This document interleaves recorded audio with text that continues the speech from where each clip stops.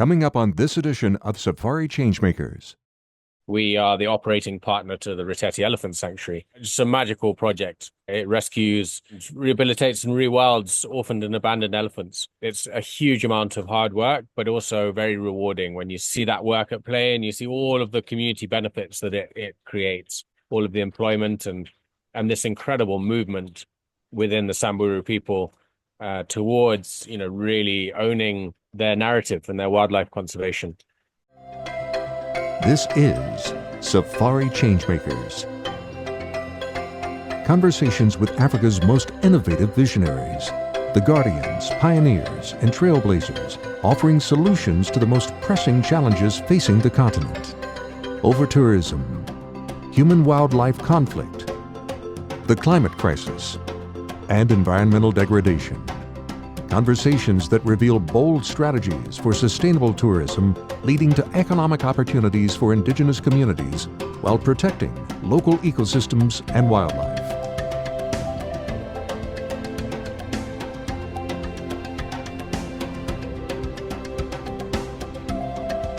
Here's your host, founder of Artisans of Safari, recognized by Travel and Leisure and Condé Nast Traveler magazines as one of the top travel specialists for Africa, Karin Jones.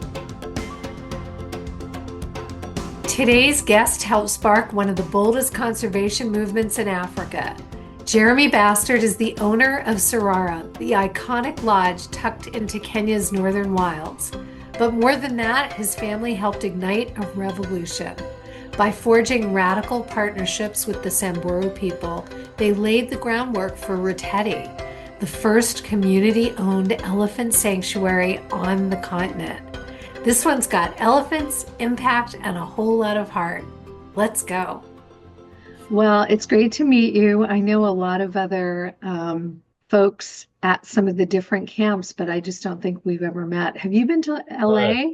Yeah, a couple of times, but never on the travel circuit. I hope you'll stop in LA sometime. It would be great to Absolutely. meet you in person. Or even better, I'll come and see you up there. That would be wonderful. Please do come and visit. Yeah. There's no other way of really, truly explaining it or, understanding it outside of just being on the ground and feeling it and getting to know the people and seeing the animals and in the setting. It's the only way you can truly describe it. I just had some clients the other day there with their private guide, Pierre Burton. I don't know if you all crossed paths. Yeah. Did meet them, yeah. Oh, good. Oh, good. Yeah. Fantastic. I hope they had a good time. Oh my God. I just heard that was their favorite day on the trip. They just left last fantastic. night. Hello, who's that? That's my daughter Saba. Yeah, she's come to camp with me for the night. Hi. How's it going? Yeah, I was going to ask some questions a little bit later about what it's like for kids to grow up there, but maybe she can tell us that herself.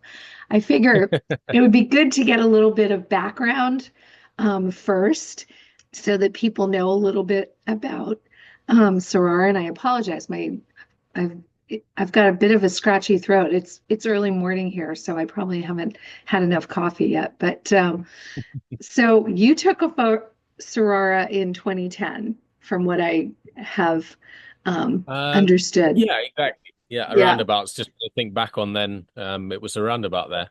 Yeah, so we've been at it for a while. But as a family, we've been in partnership with the local Samburu community that owns the Namunyak Conservancy since 1995. So coming up on our 30th anniversary.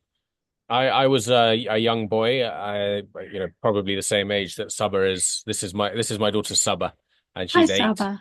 So I must have been about the same age, Yeah. and came in with my father and family, and he was really the pioneer of the project, and sort of got it rolling at a very different time in Kenya and to what we see now. But we just had the most wonderful privilege of being involved in this amazing conservation program that over time just got better and better, and we were able to watch all of the wildlife return, a lot of wildlife return, and that's been a really, really special privilege. And obviously my wife Katie and I, we took over, yeah, so must have been around about then, around about 2010, and have committed our careers to the same legacy.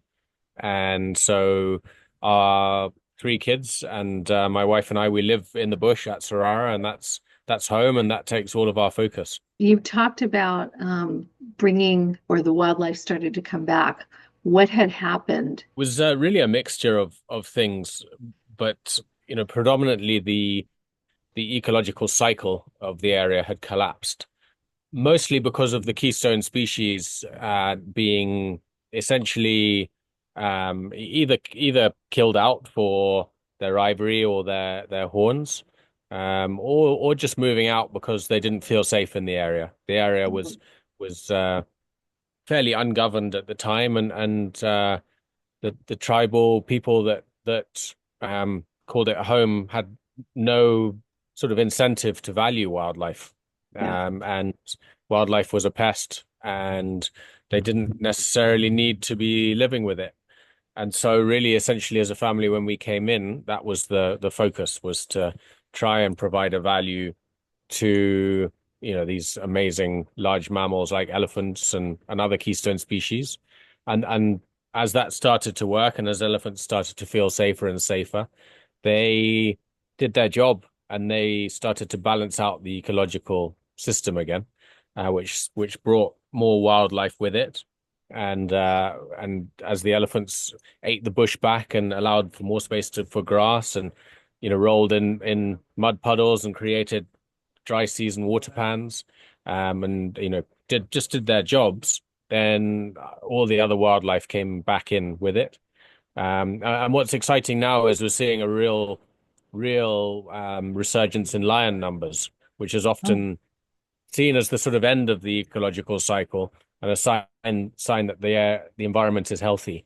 That's exciting. I mean, it's really come back. All down to the local communities that live alongside the wildlife, but that have embraced this model as their own, and manage it extremely well, and have provided a safe haven in northern Kenya for all of this wildlife. So we can confidently say we have one of the largest giraffe populations in the country now. The next question I was going to ask you was about what it's like to bring up three children there as parents, and also I guess for you too, since your childhood was spent there.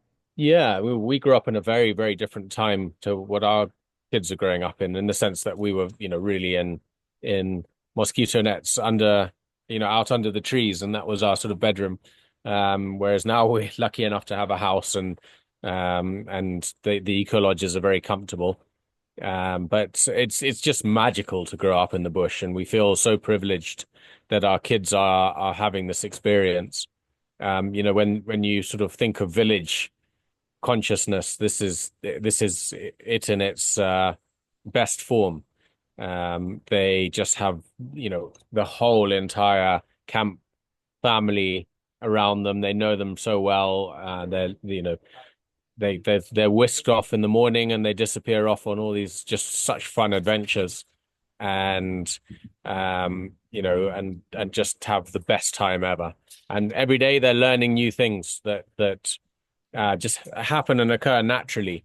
Yeah. And so we love seeing how independent our kids are, and how they've learned Swahili, and they've learned Samburu, and how they're able to really see things already on quite a deep level. And I think that's just because they're surrounded by nature and surrounded by really wonderful people who look after them. So that we have they at the moment they're homeschooled, so they have a little school and a teacher in Sarara the main Sarara Lodge, and they're sort of thriving in that at the moment, in Montezuri. So for now we're extremely happy, and they know the names of all the birds and animals and trees, and it's really magical. You have a Montessori school there, right? We do, yeah. So we have a very close relationship or partnership with AMI, Association of Montessori International, based out of Amsterdam.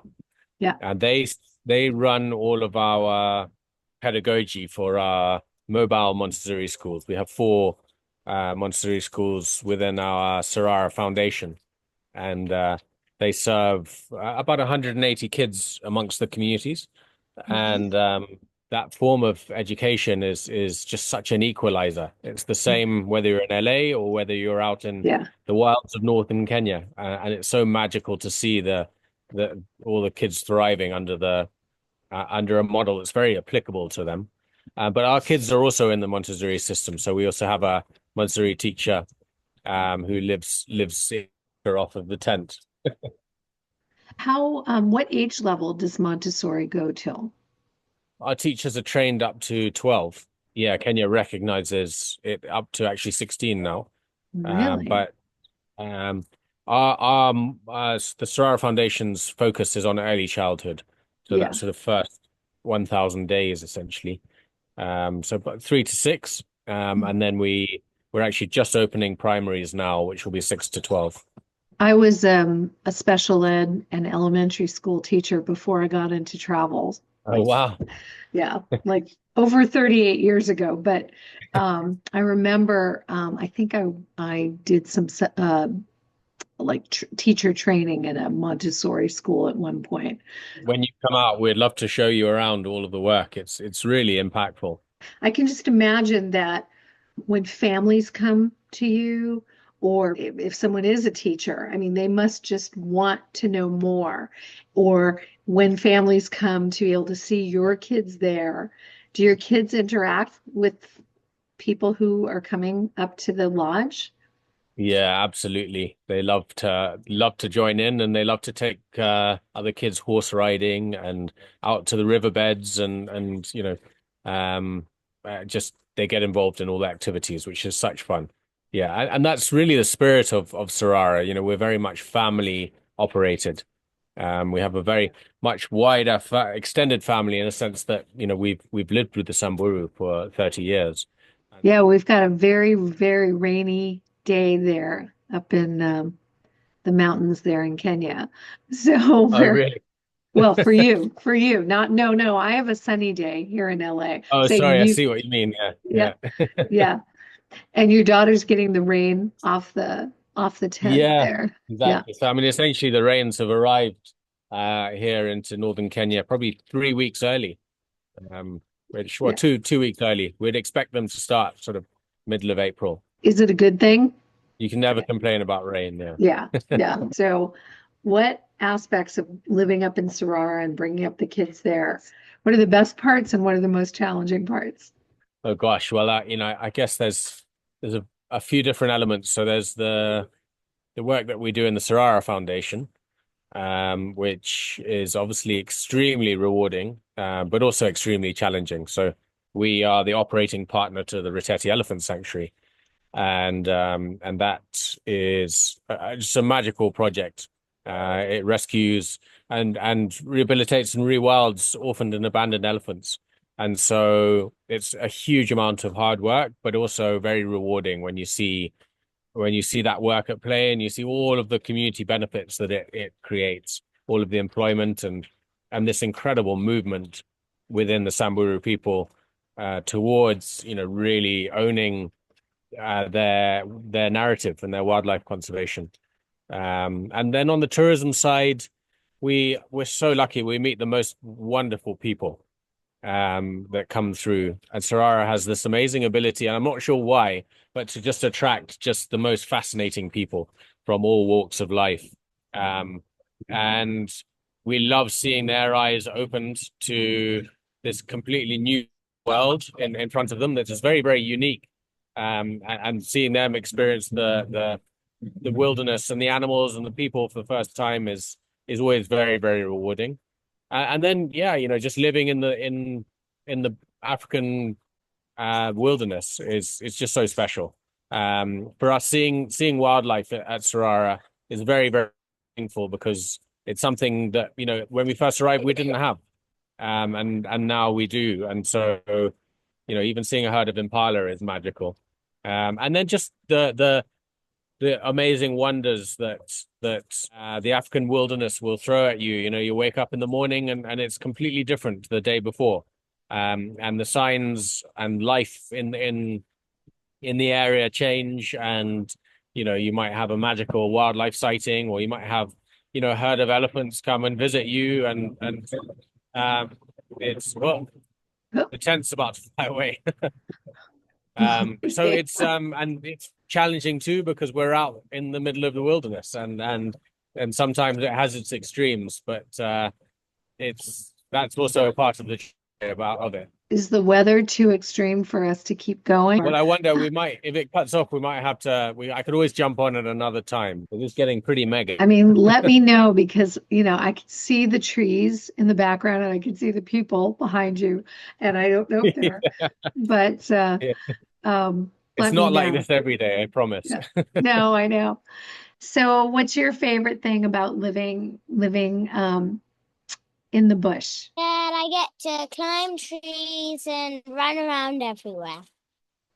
Do you ever get down to Nairobi and get into the big city, or do you usually spend most of your time up there? Cities are boring. Yeah. They're also really crowded. You like seeing the animals, don't you? And living in the bush. Yeah, and in the city, I can't run around everywhere without you guys. What's your favorite animal in the wild? Cheetah. Me too. Oh, God, I love cheetah. Do you have cheetah up there? Yeah. In fact, our guest saw 4 yesterday evening, a lovely family of 4, which we've been following for a while. Yeah. They thrive up in this northern landscape. Fantastic. You know, it's so interesting because, you know, you said the animals and the wildlife are really thriving now. And, but I know as a safari specialist, we tend to not focus on that when we send people up to Sarara. So we always think it's like an extra, but it's not what we're really sending them there for. Do you think that's the right way to look at it? We find it's very much the culture and the story and the big wilderness that draws people in. But it always comes as a great surprise to people when, you know, they do come away from a few days at Sarara and they've seen lots of wildlife. And so that's wonderful, and it seems to be working well like that. But I will say one of the big focuses on with the Sarara Wilderness Mobile Camp is real focus on wildlife, so that it adds a big element to the Sarara experience. You might do 2 or 3 nights in the lodges and then come out to the mobile camp for 2 nights, and you will have pretty much had the full package. Had, you know, world-class wildlife viewing, and at the same time all of the amazing elements that Sarara is world renowned for. The Sarara partnership with the indigenous communities, it's kind of become a flagship for conservation across Africa. What do you think has been the most crucial, really, to its success? I would start with the partnership, with how the partnership was structured from very, very early on, and that partnership is really such that the community own everything that you see at Sarara, and we as a family act as the operating partners, and that level of ownership has been really, really instrumental, because it's been all of us together, all of us moving in the same direction, and all of us in the same boat. It's not the sort of case of, oh, there's the big lodge up on the hill that's nothing to do with us. It's their lodge, and they're fully responsible for its success. And as a result, the community really does feel benefit. So we've really tried to work hard on ensuring that everybody from the grassroots level to, you know, senior leadership sees a benefit from the model. Financially and in other elements too: healthier landscapes, healthier rangelands, good security, access to good health care, access to early childhood education. But the employment part is huge too. And then there's also the ripple effects, and the fact that when guests visit Sarara, they're visiting the community's home, and therefore there's a lot of immersion that also adds benefit. So it might well be that you spend a day beading with one of the women's groups, or that you go and visit the Milk to Market program. We have 1,200 women who sell their milk the elephant sanctuary every day on a daily basis, and that's a wonderful thing to go and witness. Goat milk, right? Goat milk. Yeah, exactly. Yeah. Or it might be spending a morning with the blacksmiths, who are known as the Ilkonono, and they just create the most incredible wares out of nothing, and that's an amazing filter down benefit, and so the whole entire experience is structured that way, such that the communities benefit as deeply as possible from each guest visit, and as a result, there's deep incentive to look after the model, to move it forward, and to preserve now what they see as something of immense value. That's probably why it's such a model. Do you have other conservation folks from other parts of Africa reaching out to you and trying to understand more about what you're doing? A huge amount, yeah. Not every region would lend itself to the same structure, but we have visits very regularly from communities or folks who are interested from all over Africa. We've just had a group from Chad, and we've had groups from Botswana, Namibia, and obviously a lot of communities in Kenya will come through to have a look at the model and to see whether it's applicable for their regions. So, we really our ambition is to, and as you know, the tourism is very integrated with our conservation ambitions. And the idea is that we're sort of right up on the cusp of creating a blueprint that other communities with a conservation ambition can follow and can use as and when they need. It sounds like those solutions that you've come up with together with the local community are really dealing with some of those bigger issues that other parts of Africa are dealing with. Human-wildlife conflict, which has then brought that wildlife back and made it a positive for the community, the Reteti Sanctuary, being a place for employment, but also rescuing elephants, right? I don't think people really understand what human-wildlife conflict means. Can you just shine some light on that with regard to Sarara? Yeah, I mean, I'll firstly just say, it's a very well-known, as you will know, a very well-known African saying to say, if you want to go far, you go together. And that's what really, at the moment, what Sarara represents is this idea of, one community with a collective goal can achieve extraordinary things. And so that's why, really we're seeing so much incredible momentum.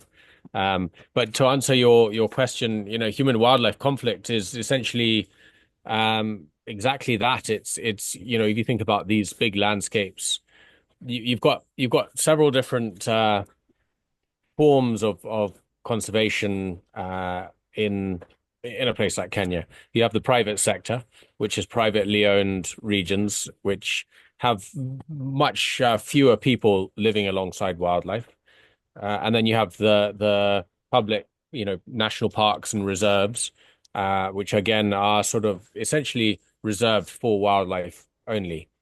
And then you have the third model, which is community conservation, and in that regard, now people are living alongside wildlife as they have done for centuries, and it's very successful if people and wildlife are able to coexist in balance and in harmony, if they're able to tolerate one another. But often there are elements out of people's control that might be points of friction. So the climate being one, and we're seeing very prolonged droughts, which will therefore mean that there's more of a competition for resources, and you might find that people are coming into contact with wild elephants more and more. The elephants might be stressed because they are deeply thirsty. And it might well be that an elephant kills one of the cows, or heaven forbid, hurts one of the herders. And that's what we would recognize as human wildlife conflict. Or it might be that a lion kills a herder's cow, and then the herder reacts by killing the lion. And so that's a very, very complicated space between, wildlife thriving and people thriving, and figuring out how to find that balance such that it can be sustainable. And when tourists come to stay with you, do they get involved? And do they understand before they come, or do they really learn about this once they get there? I think there's a small amount of understanding, before they visit, just because, the model has been spoken about. But I think that everybody, when they arrive, is really, really surprised, and their eyes are opened to a way that they never really would have known existed.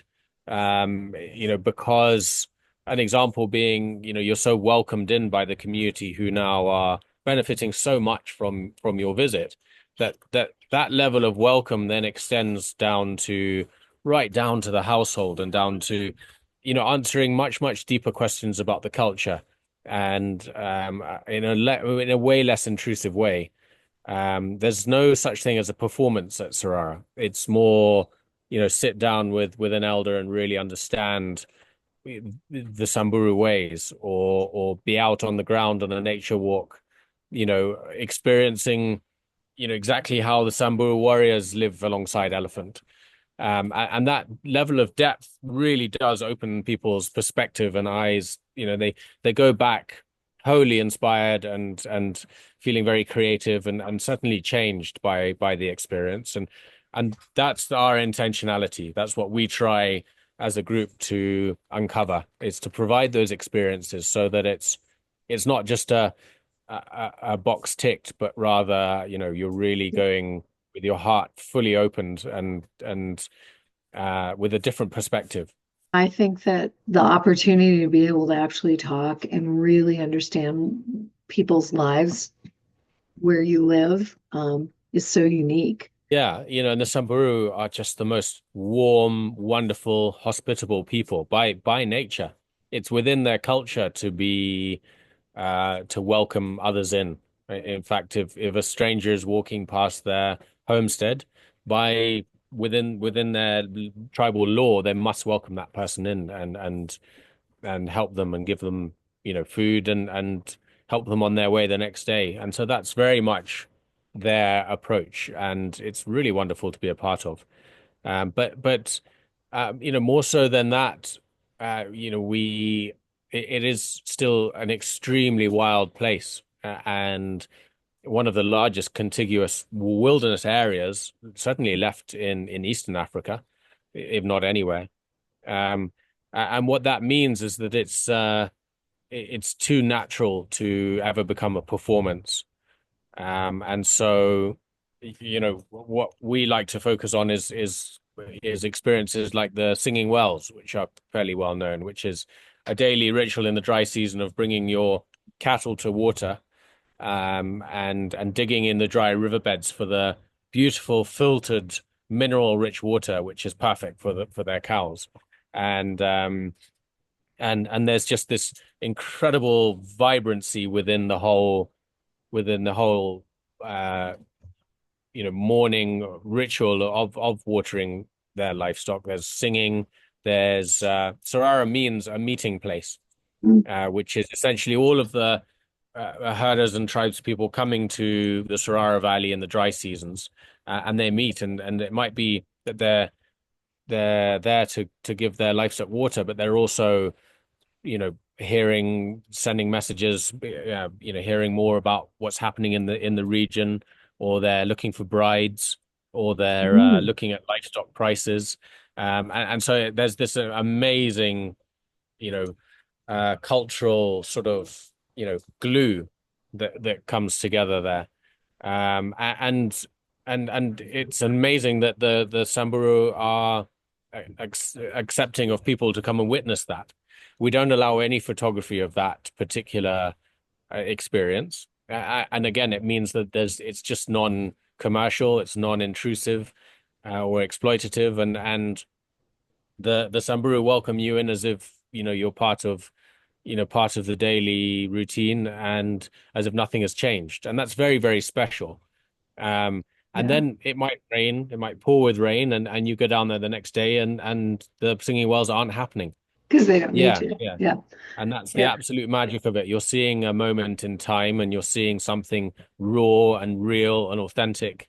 And it's being explained by the landowners and by your hosts in a deeply anthropological way that really opens your eyes to this, a way of life and a culture. And then the magic continues in a sense that as people filter off to find pasture for their livestock, it leaves space for the wildlife to come in and share that same water source. And so in the evenings, you'll have, huge numbers of elephant coming down, digging in the riverbed or drinking from the wells. We see very, very good leopard in that area, and an abundance of other wildlife. And so that story in its entirety sort of, really Yeah. sums up Sarara, Yeah. and that, kind of really, really raw and natural feel. More Safari Changemakers after this. Safari ChangeMakers is brought to you by Artisans of Safari. Beyond the map lies adventure. With nearly 40 years guiding travelers into Africa's hidden sanctuaries, we craft journeys as individual as your fingerprint. Expertly designed, deeply personal. Connect with Karin at artisansofsafari.com for your collaborative consultation. Your safari, your story. Artisans of Safari. How do you interact with people and kind of create a bridge for them between what they're seeing and their own understanding? And then how much time do you think people need to really be there? We know how far it is, and we always feel extremely privileged that you will come all the way across this far to come and witness, this amazing place. So we're very conscious of that, and we try and make sure that even in a short stay, you see as much as possible. I would say at the moment, you really, in order to enjoy Sarara to its fullest and to do everything, you need a minimum of 3 days. And I know Kenya is a very diverse place, and it's very common to try and visit 3 to 4 destinations. And Sarara actually ties in so perfectly with other destinations in Kenya in that regard. It's a must visit for just the story and for the cultural interaction, and the big wilderness and the surprising amount of wildlife. But it really, really complements a visit to the Masai Mara and Laikipia and other regions. It gives you a really well balanced trip. And then I would say, for those who are intrepid and looking for a really authentic old world safari experience, with incredible wildlife viewing, along on top of the 3 days, I would highly recommend two nights in the mobile camp, which will always be in an area of extreme beauty, but also right next to seasonal wildlife at its best. That's where you are And that's right where now. I am now. Yeah, yeah. We've just had 20 elephants walk across the riverbed, and we have guests out at the moment, and they're looking for the pride of lion that's nearby, and it's just really, really fantastic wildlife. But also you're in a mobile camp, which will leave no footprints behind, and there's something very special about that. I've done that a few times in Africa, and it's amazing. Did it on my honeymoon. Um, that bridge kind of, do you and your wife spend time with the guests and maybe talk to them, help them to kind of process it and understand it? Absolutely. Yeah. We love bringing everything to life and talking about it all.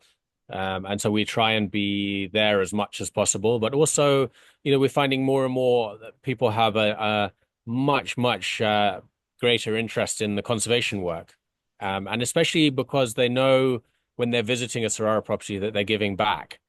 It's a really wonderful intro to talking about the conservation work. And that really is something we find very exciting. And so often, visitors want to then, stay connected in some way. And so, we love that element to it, and we try and spend as much time as possible bringing it to life for people. And I will say too that, every lodge has local hosts who have just extreme value in the sense that they come from the land, they've lived with wildlife, they have a deeper understanding of the culture than we can ever have. And yet they've had this incredible exposure to the larger world that just gives them this amazing sense of humor and amazing perspective and way of communicating their heritage to the outside world, and that's very, very special, and very unique too. Yeah. And so we really do try and promote that, and at any setting, you're always going to have a local expert, to bring it all to life. And I must say that the local community members just do it in such a wonderful way. You're at the mobile camp, but there's other options. The mobile camp is the most really out in the bush, authentic or rustic experience in all the good ways, bush showers, that kind of thing, right? But then you've also got Sarara Treehouse, right? And Sarara. Yeah, well, tell me. the lodges are just as remote. Yeah. But obviously they're fixed in place, and so they come with a few more amenities, and everything that you would need to be extremely comfortable in a wilderness setting. But we have Sarara, the main Sarara Lodge or Sarara Camp, which is referred to often as one of Africa's greats. And you can really feel the history there and the heritage. You can feel where it's come from. It's our oldest and most established camp. Yeah. And then we have what we would sort of see as our novelty camp, which is the Sarara tree houses. And that's raised 20 feet up into the forest canopy. And you have your own individual rooms amongst the trees, with a wonderful sort of communal area that looks back onto the Matthews Range, with the most characterful view. And so that's really fun. Just being up in the tree canopy is so unique and awakens something inside us all somehow. It just feels so peaceful and and exciting. And then the third in the portfolio is Reteti House, which is aligned with the Reteti Elephant Sanctuary. It's just 10 minutes walk away, and is very much about becoming a part of the Reteti story. It looks back on the most incredible view back over the Matthews Range, and is really a sort of more modern take on everything else we've done before. So slightly sleeker, slightly more on brand and angular, but slightly more modern in that sense, but with all the amazing things that has made Sarara what it is over time. And that experience is for one group at a time to take over the entire property, and so perfect for families and multi-gen groups that you really want to spread out and call a place home for a few days, and yeah, just really sort of put their feet up and not have to worry about anything, other than what their next activity is. I was talking to Jenny. I think she said there'll be certain times of year where you might open Reteti House to non-exclusive use, possibly just doing rooms within the house, maybe not during peak season. Is that still in the plan? Yeah, we're considering it, Yeah. because we're finding that there's a lot of demand for smaller family groups or Yeah. even couples that want to, come and have that really unique behind the curtain experience at Reteti. Yeah. And so we're sort of figuring out how best to make it work at the moment and how best to make it in the best interest of the community. Has the weather gotten worse or better? Yeah, it's better. It looks better because I can actually see people in the background instead of just white, um, Yeah, yeah, which is what I was seeing in the beginning. Sheldrick in Nairobi is an incredible project and really all the is. work Yeah, that they're doing there. But it does tend to get very busy, crowded, hundreds of people every day. So if people can get up to Reteti, it's a very different situation as well. And as you said, it's a partnership with the community.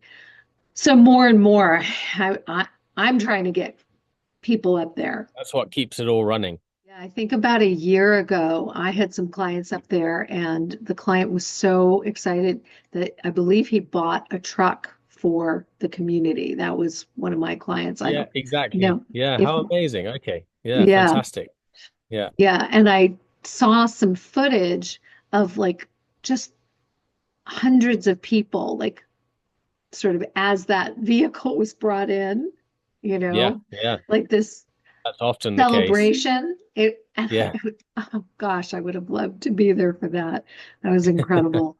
Um, Yeah, and that's what makes it all work. It's a big wild landscape and it needs a lot of logistics and planning and operational support to make it all work. But it's in situ, Reteti, and that's what makes it so special, is you can really feel the sense of a movement within the community, the sense of ownership, the sense that actually elephants are going to be okay up here oh, because the community is really, really motivated to look after them. And you can just get that by just visiting, by feeling it. And so it's very special and just being in that wilderness setting, um, you know, makes you sort of opens your eyes to that. But I will say every project has its benefit and is designed in a different way. And elephants as a species and these wilderness areas, they need a lot of support and they need all of us orgs, really working in our different regions and ensuring that we have the right policies in place and that we have the right impact on the ground to ensure that all of our grandchildren will see, these animals one day. and that leads to kind of my last question was, what are like the future goals and projects and what kind of legacy, do you think are you hoping to leave for the next generation at Sarara? And do you think your kids will get involved too in the future? Yeah, well, I think Hard to know. For us, Sarara is very much a legacy driven organization. I would just love to see my kids take over one day and their kids still remain involved on what we Yeah. feel has been a lifelong family mission and what is just really starting to get going. And so it's very much a legacy organization. And I would love for the model to be replicated to any community that sees it as applicable.